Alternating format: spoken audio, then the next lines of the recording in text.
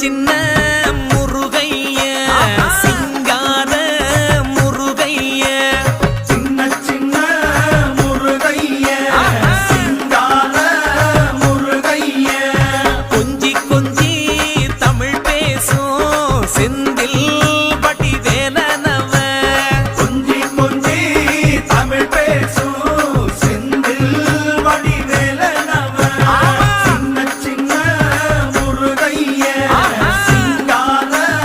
முருகைய கொஞ்சி கொஞ்சி தமிழ் பேசும் செந்தில் வடிவேலனவ சுப்பிரமணிய சாமி என்பார்,